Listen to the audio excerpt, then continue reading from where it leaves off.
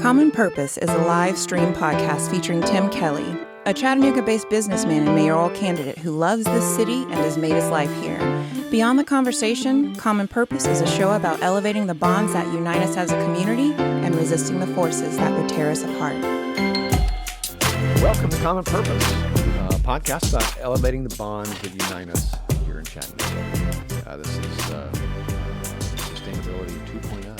For those of you that might have tuned in a little earlier, we had some issues and had to reboot and come back. So we're back, and we're going to kind of start over. Not that we messed anything up.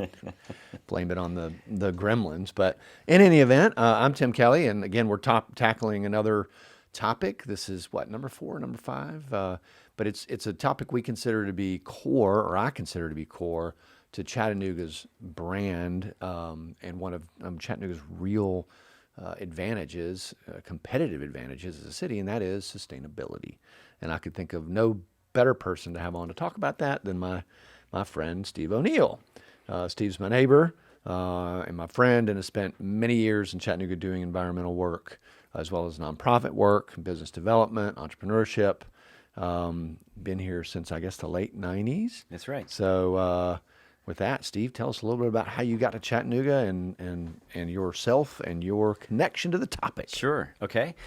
Well, I came to Chattanooga in 1994. It might have been late 93, in fact, as part of an EPA research and development grant to apply some experimental technologies to clean the federal Superfund site with the Chattanooga Creek, which many are familiar with, runs right across Broad Street from the I guess it'd be the east side of Lookout Mountain into the river at the point of Lookout Mountain, and the technology was developed by a guy named John Todd up in Woods Hole, Massachusetts, and it's a family of technologies really called living machines, and it applies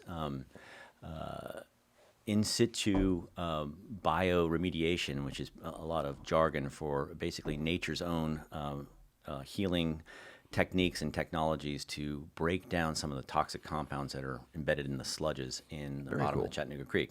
Yeah, it's an awesome technology, and it's been applied to food wastes around the country and some sewage waste as well, but never to a toxic strength like it's in the Chattanooga Creek. In fact, there's some radioactive waste in there as well. But it is a federal site, and it's a dangerous site. Basically, the way the technology works is the compounds are put at the front of a greenhouse, and they're run through a network of translucent tanks, and bacteria, plants, and eventually animals are introduced into the tanks to feed on some of the compounds that are being slowly broken down. Wow. And it's an accelerated process, so the tanks are in fact translucent, so we try to get as much light into the tank as possible, so we get a lot of algae growth. And algae is an incredible plant that has amazing capacities. And this breaks down even non-organic. I don't know. I'm not an organic chemist. I'm not a chemist at all. In fact, I think chemistry was one of the things I did the worst in school. But I don't know. In my brain, I'm thinking these things are non-organic, and how can how can organisms? I don't know. Sure. But so some of the things that are non-organic, like radioactive waste, can be actually taken up out of the water stream and bound into the plant fiber. Okay. And we introduced cypress trees, for example, which we're able to, and spruce trees, which we're able to actually take up some of these compounds and bind them into the wood fibers themselves. Now, of course, the tree becomes toxic at that point, but the tree can survive. We don't eat trees, do we? We don't eat trees. I guess we can plant trees, and they can be a casing for compounds that really what you want to do is get the compounds out of a soluble state and into a solid state. Right. And you can transport that much easier. Anyway, the grant was initially 2 years. We were renewed for another 2 years after that. And when the research was finished, we actually were able to break down about 80% of the compounds in that creek. But we were not chosen as the preferred technology to begin to clean the creek. They went with a more conventional dredge and burn solution, which is quite draconian in my opinion, where they're digging out the sludges and putting them in trucks and shipping them up to Ohio, I think, for a thermal desorption, where they bake the compounds out. And At super high basically- heat, I guess, right? Just until it just breaks everything down. That's right. Yeah. And air filter scrubs really catch most of the toxic compounds before they get airborne. But to me, it's destroying the creek to save the creek. Yeah, that doesn't seem like it makes much sense. I mean, what was their what was the logic? Was there logic? I mean, was it simply that they could get 100% this way as opposed to 80, or was it that it was more cost That's effective? part of it. I think Right. that there is a bit of a liability. Superfund, I've heard varying statistics, but a majority of the money in Superfund goes to litigation. Wow. Only 25, We're gonna have to do a 30 podcast on legalism, but right. it won't be popular. But we'll leave that one for another day. Yeah. And it's a gigantic pool of money that's Yeah. federal money, and so in a perverted sort of way, and we talked about this on another Yeah. day. But the bigger the project, the more attractive it is in a lot of ways for a little city like Chattanooga, because these are dollars that are coming in from not from the state, not Yeah. from the city, but from the federal government. So In essence, found money. So yes, exactly. So if we're going to, clean the creek for $5 million or clean the creek for $50 million, where it's going to employ 25, 30 times as many people. Interesting. Oftentimes they're going to go with the bigger project. There's a Keynesian aspect to it, I guess, where you're employing people to do it. So why not? But it does seem sort of crazy, because that dredging actually just turns them into ditches, right? Or That's right. I mean, there's some rehabilitation on the creek after the dredging, but you're deepening it, you're channeling it, you're making the water run faster, and you're not working with kind of a natural process that the creek, and again, I told you the story before, but the 4 years that I worked on that project, I found that the creek was in fact healing itself. A lot of the toxic substances were slowly being buried in the sediments of the creek, and my philosophy really kind of changed dramatically. It's like, instead of pulling that stuff out of the creek, why don't we help the creek kind of band-aid it and bury it? And in 100 years, we went back there. Yep. The sediments would be so deep into the bed of the creek that it wouldn't have been a problem. It would basically been buried. But I think that people want to be able to, put a sticker on it and say it's clean and move on to the next project. Yeah. And so our technology wasn't chosen, but I remained involved with environmental work. And this, from 93 to 97, I think that project ran. I eventually was executive director of the Chattanooga Nature Center at Reflection Riding for a number of years. Outstanding. That's one of Chattanooga's, I don't know, not so hidden gems. If you don't know about it, you should. It's a fantastic facility. Great operation. Friend Mark McKnight runs that now. Yeah. And I was the executive director for a group called South Wings, which was a conservation group using light aviation to capture a kind of a bird's eye view of some of the impacts that industrial extraction is having in our natural areas in the southeast. So we flew all the way from West Virginia, where one of the big environmental issues is mountaintop removal mining, which at the time, and still is, in fact, one of the most egregious environmental violations to the planet. And for those that don't know what that is, it basically is blowing up mountains to access a coal seam, which can run for miles, in fact. But they blow up to 1,000 feet, 800, and Lookout Mountain is 800 feet tall. So imagine just blowing up Lookout Mountain to access a small coal seam underneath the mountain. And what they do, and the explosions they detonate, are just spectacular. And if you see them from the air, it's quite something. It's awe-inspiring, Yeah. But they take all that rubble and they call it overburden, and they dump it into the creeks and hollers around West Virginia, and they fill in the creeks, so they're interrupting the stream flows. Yeah. And there's water impacts. It's a bad way to harvest coal. I'd say so. No, we don't have that going on around here, just to be clear. Well, it's creeping into northeastern Tennessee. Is it? And Okay. Kentucky is struggling with this. But, coal, I think, the future of coals is I don't think our future is in coal. Let's just put it that way. I think coal, there are not a whole lot of new coal-fired plants being built. Right. The country is still incredibly reliant on coal, but I don't feel like we can pin our future on coal. Well, so let's talk about our future? And well, maybe start. We should start because I get this a lot. What do we mean when we say sustainability? I mean, again, as I started the podcast by saying, I think broadly speaking, sustainability really, in many respects, is Chattanooga's opportunity and core advantage. Because if you think about defining our collective identity and what we can do and what values we can hold that other communities can't or won't. Sustainability is right up there as an economic opportunity, as a value. I mean, our natural resources around us are certainly our real competitive advantage, and so maintaining and preserving those are have to be at the top of the list. I mean, right? So what do you? I'll say all that to say, what does sustainability mean to you? Yeah. From broadest to narrowest. Sure. So I think the word sustainability has gone through a maturation in a way. I mean, it was kind of a buzzword in the early 90s and has stayed with us in a lot of cities, and to the credit of a lot of progressive cities have taken on sustainability as a core aspect of governance.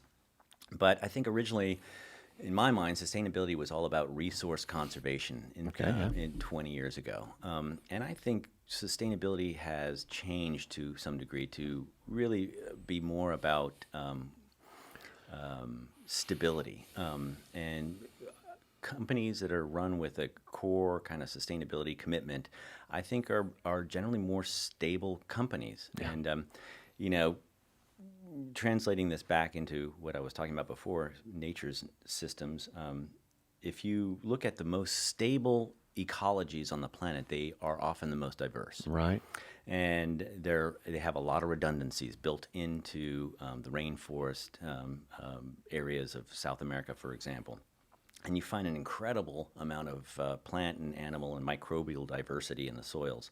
And so I think sustainability, if we were to take that lesson from nature, really is also about cultural diversity. Mm-hmm. It's about inclusiveness. It's about trying to build a company or a city that has its tentacles in all aspects of government or a company, whatever metaphor you want to choose. Right. So I think the future of sustainability is really more about adopting a sort of a quality control into your business operation.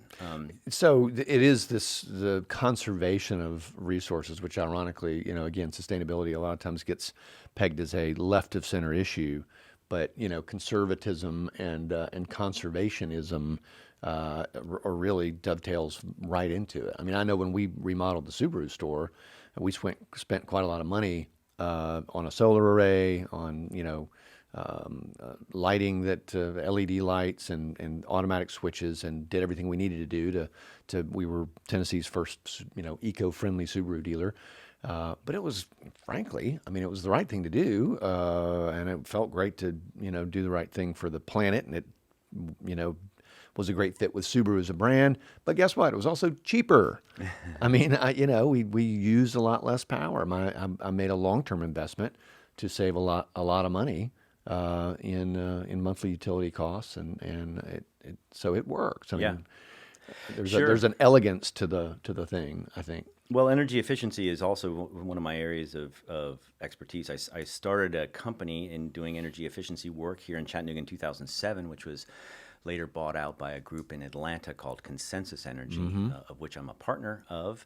And so we do a lot of commercial and industrial work with energy efficiency. And so you're really speaking my language in that regard. Yeah. And I think as we move into the future, seeking out alternative sources of power, renewable power is really where we're going. But I think energy efficiency is also coupled with that tightly. Carl Pope, who used to be the executive director of the Sierra Club, used to said at one point, more elegantly than I'm going to be able to say it, that renewables are the sizzle, but efficiency is the steak. Yeah. And I'm with it. If you're a business person, that, right? Right. Yeah. And I think it doesn't make a whole lot of sense to build a complex renewable like a solar array that you did on your operation without being as efficient as you can be in using that energy. And I think that we're getting better and better at using energy more efficiently, just globally. And this, some of it is inertia. We're retiring old equipment and we're replacing it with new equipment. But a lot of it is better standards for building. Yeah. And I think that really has a lot to do with government and a lot to do with how we want to manage the world's power. Yeah, and are the standards, just to be clear, like I think they get a lot of times the reflexive assumption is that the standards are somehow going to be more difficult or more expensive. But is that always the case? Well, I think anything new is difficult. Yeah. So as soon as you introduce something that is not the way you've been doing things previously, Yeah. it seems difficult. And Right. I can get very much on the soapbox about the opportunities that I think efficiency actually introduced to the country and to the city and to the country, and sustainability. I mean, Yeah. there are thousands of technologies that are waiting to be deployed once the economics kind of make sense. And the economics are increasingly making sense. And I wanted to sort of back up to a statistic that I think brings this point into some clarity, which is the world produces something on the order of 180,000 terawatts of energy. And a terawatt, for That's those that are, lot of watts. a terawatt is 1 trillion watts. That's a lot of watts. So It's a lot of power. so it's about 180 to 200,000 terawatts of energy. We consume only about 120,000 terawatts, and the numbers are too big to even get my mouth around. Interesting. So we lose about 80,000 terawatts of energy in the process. And where's that energy? And most of that loss is in transmission. Okay, yeah. That's what that would have been my guess. Yeah.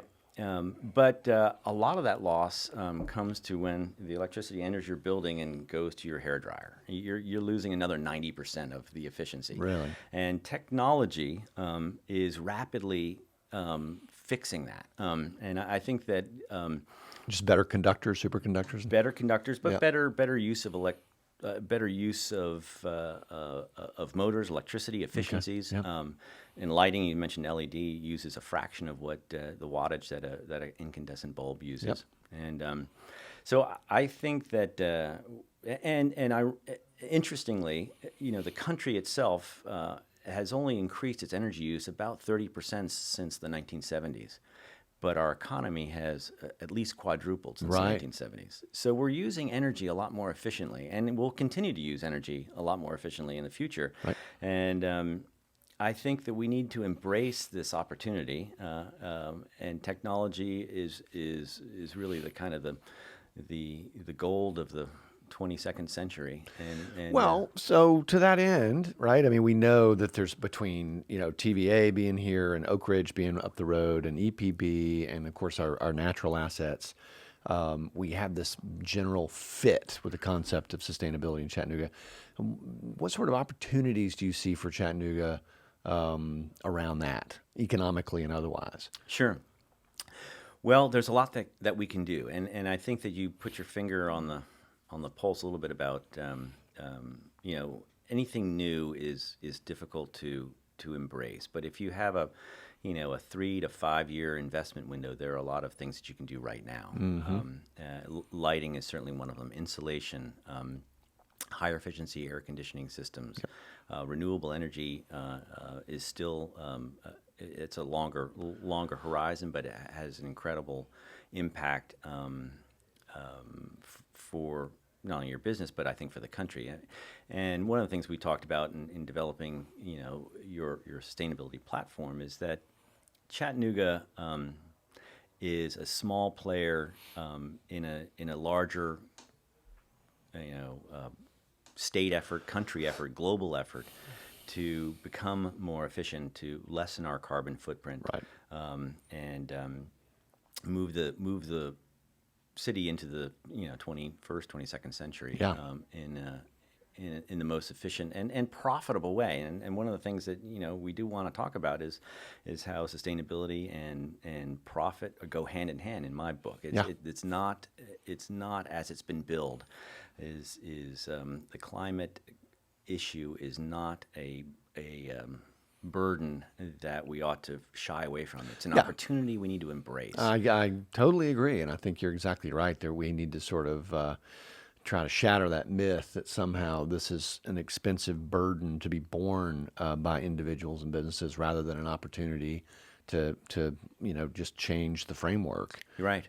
So maybe we should kind of run through some of these because for the viewers at home and the listeners out there, Steve and I, with some help from other folks, kind of developed this platform for my campaign, and really it was the first one because what we stumbled across, the more we kind of whiteboarded and thought about it, sustainability is this core issue, particularly in Chattanooga, maybe everywhere, right? But there are a lot of other things that hang off of it, from social justice to outdoor recreation, to land use, to neighborhood development. Sure. A lot of this stuff all kind of comes back to some aspect of sustainability. And so, we came up with these 5 core principles.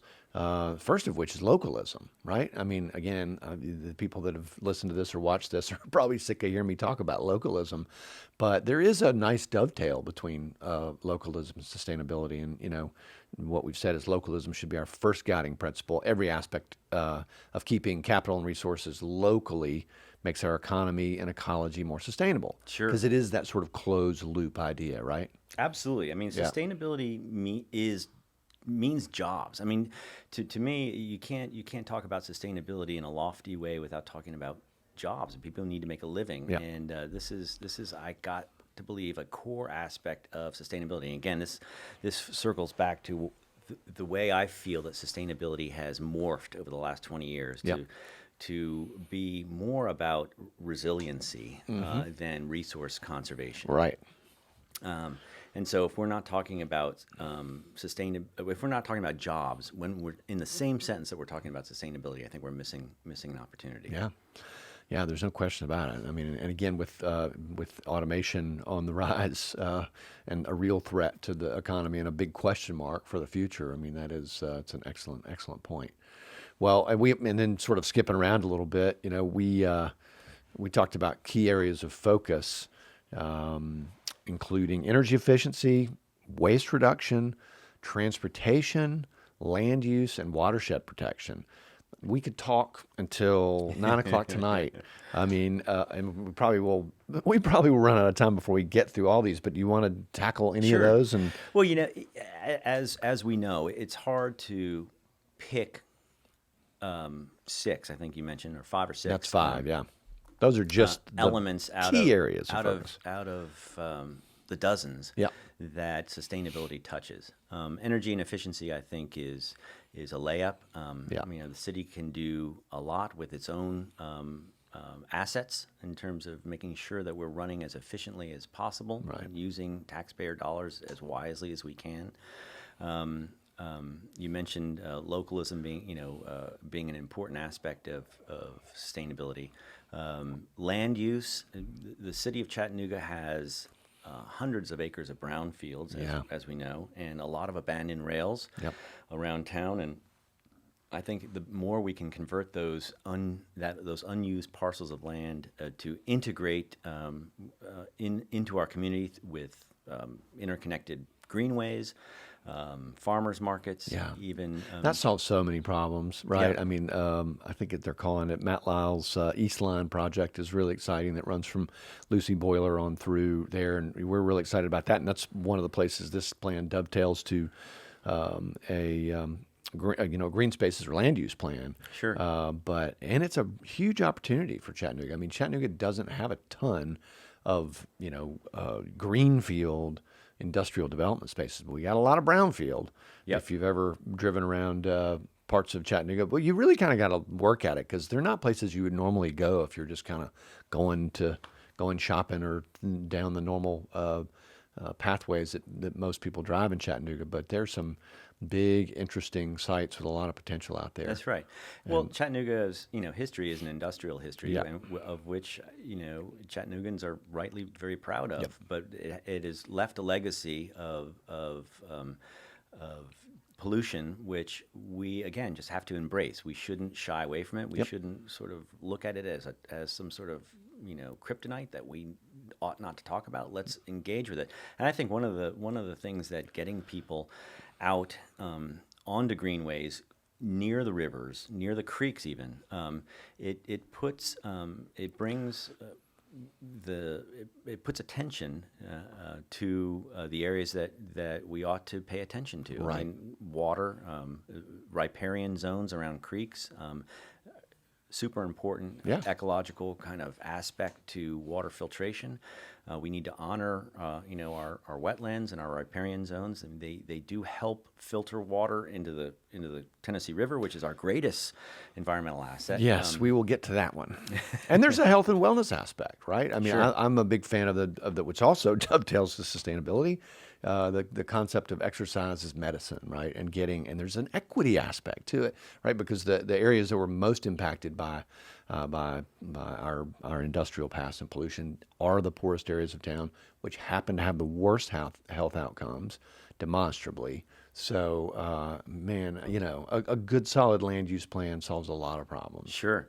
Well, I'm glad you mentioned that because, I heard Van Jones speak at a conference years ago before he was even in the Obama administration, but he talked about climate change and sort of our inner city areas and that, rainforest conservation doesn't really speak to a lot of the kids who are living in the city, but sort of asthma rates do. Yes, they do.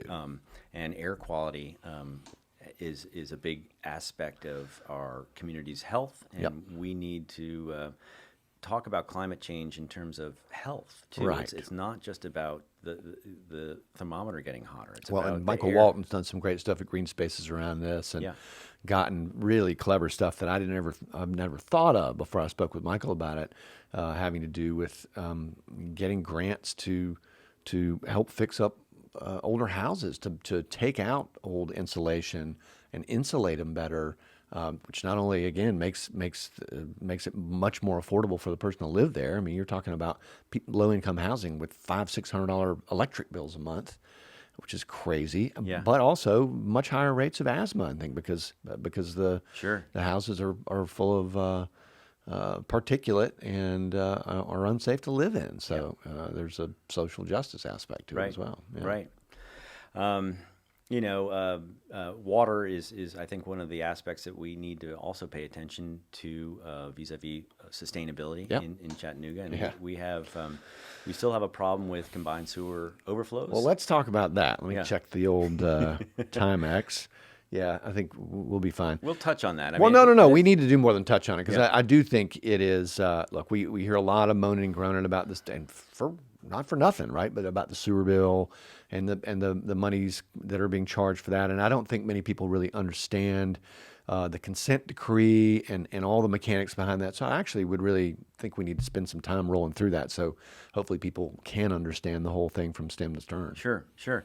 Well, combined sewer overflows are basically a underground piping system that's tied into our street grids and that takes rainwater, stormwater. They call stormwater runoff. And just to be clear, not all cities have this, right? Some have got what they would call sanitary sewers, just sewer, and then stormwaters go in a different stream, right? That's right. Yeah. And ours, which big mistake. If you could get in the time machine and go back, you wouldn't do it this way, right? Because in a city with these torrential downpours, one of the great stats about Chattanooga I always like to share is that we actually get more annual rainfall than Seattle. We just get it in these huge torrential downpours, usually in the summertime, and that causes, and of course that's combining with the sewer, and that's overflowing into That's right. the Tennessee River. Yep. So it overwhelms Moccasin Bend's capacity to take all that water. So once that event happens, it just dumps straight into the river. Right. And that's not good. Not okay. No, and then ironically, it's like we should care about it, but it took a federal agency saying, we don't care if you think it's okay, it's not okay. And what a consent decree is when an agency essentially comes in and says, look, we can sue you into doing this, or you can sign off that you will govern yourself and agree to do these things And if you don't, then we'll take you to court. And that's essentially where we are. Right. The city, and it's not the fault of any politician. It's not Andy Burke's fault. It's not Jim Coppinger's fault. It is not the fault of arguably any mayor in the last 20 years or maybe 30. But it's because we didn't do the work, presumably, right? Unless I'm off base here, to fix this infrastructure years and years and years ago. And so we got a lot of catching up to do in a short period of time. Well, it's one of those things that is so expensive that it's hard to really get our hands around. Sometimes maybe it's cheaper to pay the fine than fix the problem. So just so that people understand the scope, my understanding is that we have, 150 overflow events a year, and every time that happens, it's a probably $2,000 fine, something like that. That's about right. Yeah. I thought you were going to say there's only less than a dozen CSOs still remaining in the city. Yeah. So what's a CSO? Combined sewer overflow. Okay. And so we need to fix that, and there are ways to fix it. Obviously, the piping is the most expensive way to fix it. But if temporary storage tanks, which we have put in around the city, which slow down the pulse of water, so that so when we have an overflow event, those tanks fill up and then trickle out more slowly. Yep. And there are also technologies that exist that can slow down the water flow into city grates on streets. So actually the water doesn't just dump straight down into a pipe, but it goes through a network of tubes. And interesting. And so there are ways we can tackle this problem upstream, so to speak. And that metaphor is particularly good. Yes, it is. Is that it's not all about the piping, but there are ways we can mitigate the problem upstream. So. That, of course, is and plastics in the river are an increasing problem as well. So we have to keep a careful eye on our greatest asset, and we have to care for it. You've got the drinking water aspect, you've got the environmental and the ecosystem aspect, which dovetails right back to sustainability, and you've got the recreational aspect, right? Sure. I mean, that's where we all. The river, it wasn't that long ago that about the time you came to town that we very intentionally turned back towards the river when the aquarium was built. And so, there isn't anything we need to be more careful with than that. Yep. And the freshwater resources of the Southeast in general are globally known. I think, in fact, it's a heritage site, a UN heritage site. We have more freshwater mollusks, for example, here in the Southeast than anywhere in the world. Well, and our biological diversity is top 5. I think maybe there's one river valley in China that may have more diversity. But I was actually one of the original docents at the aquarium when it opened. And I was at a benefit event there the other night, and it hit me then, having been working on a lot of this. In some ways, the aquarium is a misnomer. What it really sort of is a museum of sustainability. It shouldn't. They might ought to do some parallel marketing to try to push it to a different audience, and a lot of the staff and a lot of the work they do is really about sustainability. Absolutely. And about our remarkable ecosystem. It's not just a fish tank. Yep. When I first came, it was this 1995. The aquarium sponsored a conference called Flora and Fauna in Peril. Yeah. And I still rank that as one of the top 5 conferences I've been to. I wish they'd do another one. Mm-hmm. But I think they should. We obviously rely greatly on our natural resources in the Southeast. Yeah. There's just circling back to the original sort of theme of our discussion here. There are ways that we can utilize and leverage some of the amazing natural resources that we have in the Chattanooga region economically to build businesses and a better city. Yeah. It just has to be done with sustainability in mind. And I really like the idea of taking sustainability and using it as literally a quality control aspect. If the carpet company, actually I had a friend of mine who is an executive at a carpet company. We talked about quality control being woven into every aspect of what they do. Mm-hmm. So if they're changing a weave in a carpet or a flooring, one of the first things they think about is how does this affect our end product? Right. And I remember you telling me the story in business school how you putting quality control in an office is the worst idea possible. It has to be integrated Everybody's into job. every aspect. Right. If you departmentalize it, in essence, it becomes that department's job, and everybody else says to hell with it. You know? That's right. Yeah. Yeah. So I think that sustainability again is a matter of spidering it into everything we do. Yeah. And I think it takes a lot of education. I think education is actually one of the things we touched on in the sustainability plan. Is that we have a lot of great environmental programs going on, a lot of things that the city is doing environmentally, and we ought to really integrate students into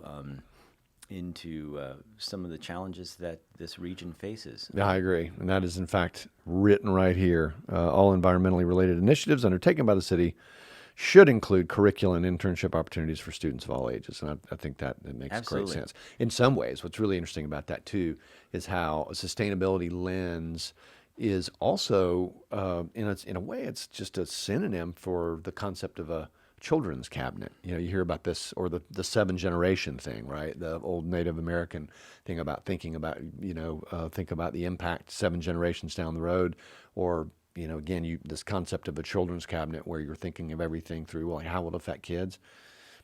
Isn't this really kind of the same thing? Absolutely. I mean, so that's those can come together in a pretty elegant way. Yeah. One of the things we did with my company, we did an energy audit of a school. This is in Atlanta, in fact. But instead of sending our team out there to inventory all of the electrical loads in the building, we had the students do it. Mm-hmm. And it turned into a school-wide project where, every classroom, the bulbs were counted, how many watts were in each bulb, and how long they were on, all the way down to the pencil sharpeners. What's the amperage of the pencil sharpener? How often does it run? How much does it cost to stick a pencil into the pencil sharpener and sharpen your pencil? And it included math, and included engineering, and it included environmental science. I mean, it all of a sudden was like this multidisciplinary effort, and I think we may have sort of, created some young engineers and environmentalists out of that effort. Yeah, and if we work on these issues too, what I think is interesting and maybe not immediately obvious is that it forces you to take a structural approach, right? So it's not so much, it doesn't really matter what I'm doing as much as how we set the system up to run to begin with. And you're going to get a lot more benefit from a well-designed system than you are worrying about each individual kind of player in the system. Mm-hmm. And that's not something that that's not a lens that we normally think about the world through. Yeah. There's that. There is that. And, I think that, again, the country, some wise person said, all politics is local. I mean, if we can demystify this idea of sustainability being a cost that we can't bear, and that starts maybe with students, I think that the country will be better off. And we certainly, we don't make many solar panels here in America, and we don't make any LED lights in America anymore. Those LED lights that are American made are literally assembled here. The diodes and the drivers are made overseas, usually in China. Mm-hmm. And I don't think the country ought to cede this technology that we invented, by the way, right, to foreign countries. And why is that? Do you think that is the Chinese government subsidizing the manufacturer? You think? I mean, Yes. I know the Korean government did that for a long time. Yes, absolutely. Which is they are dirty pool by international economic standards. But I mean, look, this is a multi-trillion-dollar industry that for the next 100 years that America really should lead. Circling back to jobs, and the amount of jobs that are in the solar industry, just for example, dwarfs the amount of jobs in the coal industry. Right. And the future of the country is not going to be in dinosaur poop. Right. It just is not. I mean, there is. An interesting way to think about it. Yeah. I mean, there's energy all around us, Yeah. and we just have to recognize it. Well, again, we talked about this early harness it. on, but with Oak Ridge National Labs right up the road, and what's going on, a lot of research going on in Huntsville to our southwest, and with VW, we hadn't even talked about this yet, but VW is really the first OEM to seriously double down on electric on a scale somewhat like Tesla has done, and they're doing it in Chattanooga. Yeah. I would think, and I've got some friends out there in Wolfsburg, mainly through the soccer stuff, but I would think that Chattanooga will have some significant opportunities, right? I mean, not only because of the technology and the companies here, but because of our general focus on sustainability and TVA, Right. So I really think from just an economic development standpoint, it's a great opportunity for us. That's right. I agree. And, Yeah. to the extent that government can weave itself into that process is the hot tamale question. I mean, I understand that regulation and government kind of dictates don't go over well in many cases. And I get that. I have dealt with government bureaucracy on my own and developing my own businesses, Yep. and no one. I'm not a fan, but there is. As we were talking about building standards, energy cafe standards for cars. These things, if the rules are laid out clearly and fairly on the table, Yeah. I think our innovators, our entrepreneurial American spirit can figure out how to make it work. Well, I think that's a great point, and there is some honest debate as to whether the rules have been laid out fairly. Everybody's familiar with probably with the VW Dieselgate standard. I think what people do forget sometimes is that, for good reasons, governments create standards that can also serve as barriers to entry. I mean, you look at what the Chinese are doing, subsidizing certain industries to kind of hollow out ours in theory, or to gain dominance in it. It's not necessarily anti, us in particular. Poor old VW, I mean, the hidden story behind that is there was no way for them to make diesel engines that clean. That policy was being pushed to really have, as a bone to the electric industry, to help push things that way. And so, again, post the scandal, VW has made the investment to really push electric, and it has wound up in a good place. I think they handled that pretty well. But it is a journey, and I don't think there's an area of life where there's a more delicate dance between business and government, right? But I also think that when we talk about fair accounting, Yeah. and one of the books that really influenced me in my environmental journey was a book written by Paul and Hunter Hawkins and Amory Lovins called Natural Capitalism, which talks quite a bit. I'm going to borrow your pen. Which talks quite a bit about how we fairly account for the technologies that we use to power our planet. And we were talking about mountaintop removal mining, for example, earlier. Now, to blow up 800 foot of a mountain and dump it into a stream, the cost, the effect, the costs are not fairly accounted for in a generally accepted accounting practice. Fair enough. Externalities. That's correct. Yeah. And in fact, there are tax incentives that allow that to happen. And one of the only ways that, any kind of cost control could have been put on that was through the Clean Water Act, is that you're affecting free flowing streams, which was recently struck down by the current administration, is that they, saying they took the stream impacts out of mountaintop removal mining, and that to me, look, if we're talking about just being fair, let's talk about all the costs that are associated with coal and oil extraction. I mean, the cost, for example, of the BP disaster in the Gulf Coast. Yeah. BP paid a huge fine, but it was a small percentage of what it costs the government and what it costs people on the coast in terms of lost revenues and millions of dollars of externalities, and that's not borne into their profit and loss sheet. Right.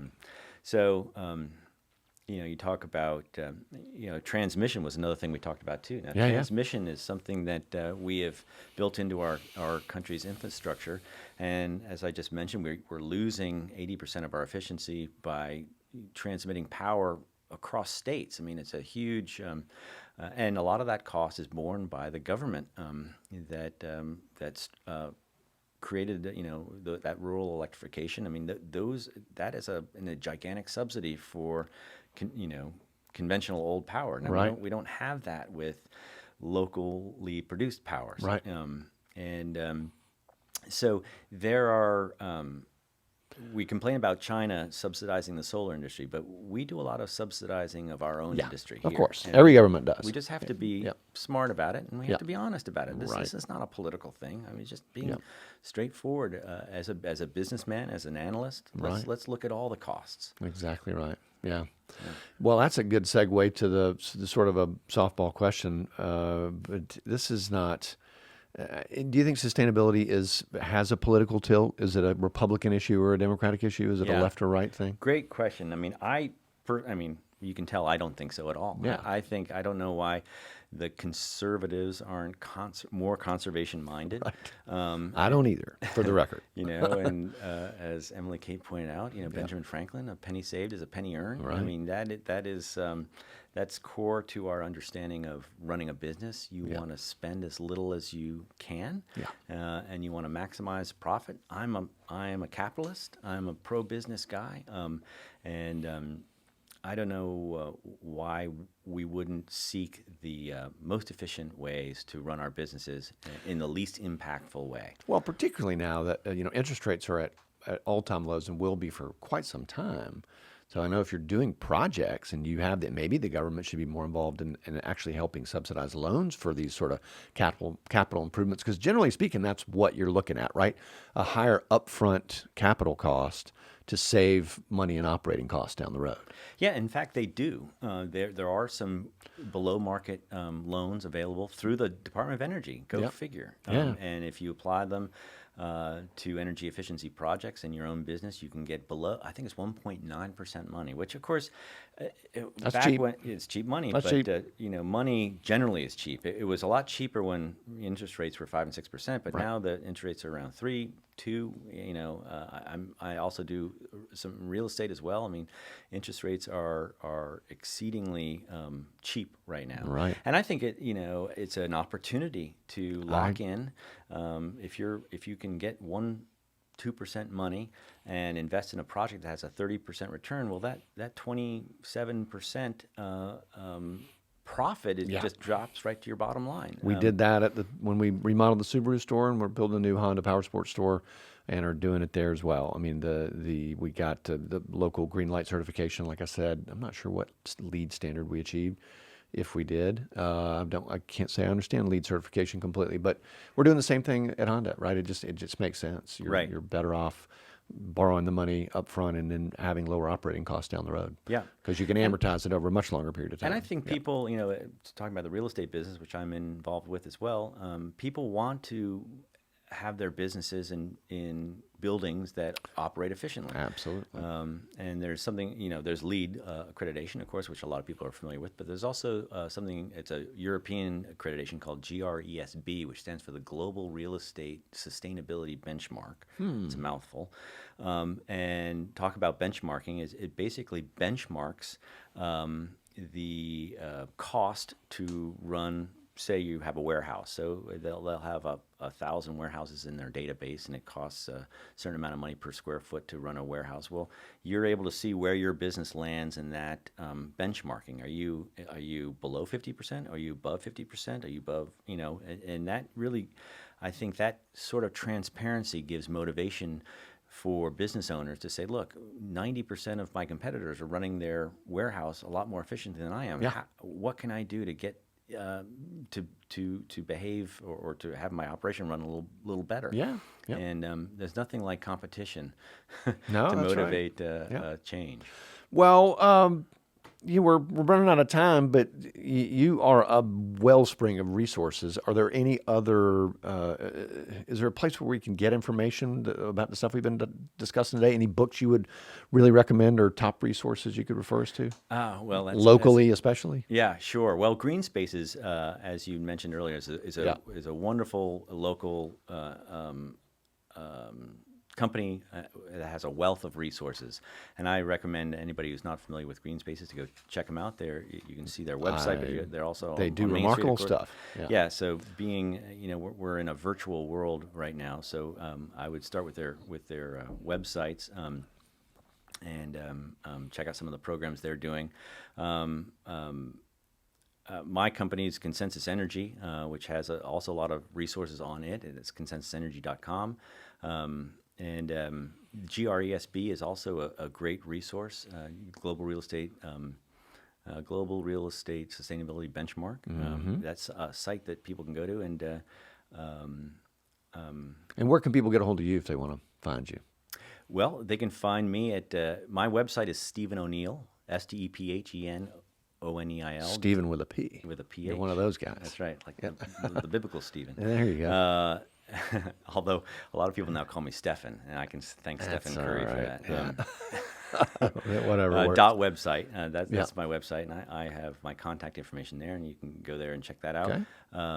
But I'm around town. I live downtown, and right around the corner from me. And we are proud residents of Fort Wood, and we think it's the greatest neighborhood in Chattanooga, for the record. Yeah. I'm unapologetic in that regard. Although I did go to Ferger Place last night for an event, and that's a really cool neighborhood too. But shout out to Ferger Place.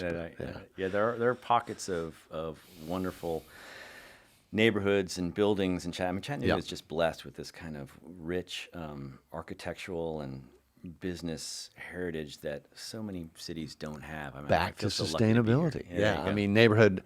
Another podcast, but neighborhood development and neighborhood preservation. We have such an opportunity in Chattanooga to preserve these really cool old neighborhoods, which is in itself a form of sustainability. And I'm a fan, and people kind of I've had some contentious conversations, but I'm a fan of downtown development. I mean, I think that the more we can cluster, we can have people live and work close to one another, and the less we will kind of put pressure on our lands outside of Chattanooga, the more we'll save in costs with cars. Urban Michelle density. and I we have 2 cars. We have 4 boys and 2 cars. I mean, we couldn't have done that when we lived in the back of Lookout Mountain. Well, and I think, again, yet another podcast, but the future of transportation is going to be very, very interesting with electrification. And it may not be 4 wheels. It may not look much like it looks right now. More news on that later. Big thanks to our audience for tuning in. We'll wrap it up, and feel free to chime in with any feedback. And thanks again to Steve for being here. My pleasure. It was a great conversation as always. And of course, as always, I'd like to thank Summer Dregs, our local artist, for contributing his music to the podcast, and our good friends at OCI for contributing this sturdy furniture, which is much more comfortable than the crap we used to have in here. You've been watching Common Purpose. I'm Tim Kelly, and stay healthy and stay hopeful, Chattanooga.